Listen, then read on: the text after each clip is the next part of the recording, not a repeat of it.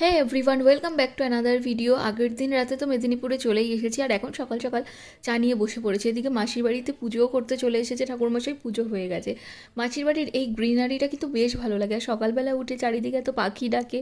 আর এই যে বাগান, শীতকালে কিন্তু এই বাগানে প্রচুর ফুল ফুটে থাকে। চারিদিকে এই যে সবুজ দেখছো, শীতকালে এটা পুরো কালারফুল হয়ে থাকে, দারুণ লাগে। আমি যদিও একবারই শীতে এখানে এসেছিলাম, বেশিরভাগ মাসির বাড়িতে আমার গরমেই যাওয়া হয়, বিয়ের পরে একবারই শীতে গিয়েছিলাম। এরপর আবার যদি কখনো শীতের সময় যাই, তোমাদেরকে একবার বাগানটা ঘুরে দেখাবো। এরপরে আমরা স্নান করে রেডি হয়ে চলে গিয়েছিলাম কালীমঙ্গলা মায়ের দর্শনে আর নারায়ণ মন্দিরে।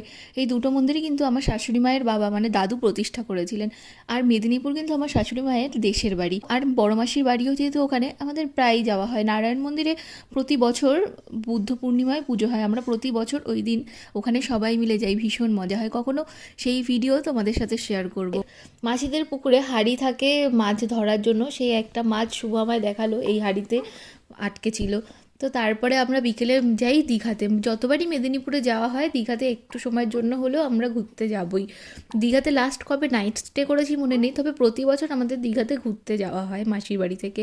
ওখানে থাকলাম, বেশ সন্ধে পর্যন্ত থাকলাম, লাস্টে ফুচকা খেলাম, তারপরে আবার মাসির বাড়ি ফিরে এলাম। রাতে এখানে নাইট স্টে করে পরের দিন সকালে আবার যাওয়ার জন্য রেডি হওয়ার পালা, তাই সকাল থেকে আর ভিডিও করা হয়নি। সকাল থেকে গোছগাছ চলছিল।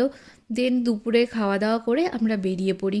বেরোনোর পরে রাস্তায় এক জায়গায় চা খেতে দাঁড়াই, তারপরে আমরা শেরি পাঞ্জাবে একটু স্ন্যাক্স এসব খেয়ে নিই। দেন একদম আমাদের কলকাতার শেরি পাঞ্জাবে এসে ওখানে আমরা ডিনার কমপ্লিট করে আর ওখানে বাস্কিন রবিন্সের আইসক্রিম খেয়ে বাড়ি চলে আসি। তো এই ছিল পুরো আমাদের ভিডিওর কিছু যদি ভালো লেগে থাকে, ডু লাইক শেয়ার আর সাবস্ক্রাইব মাই চ্যানেল।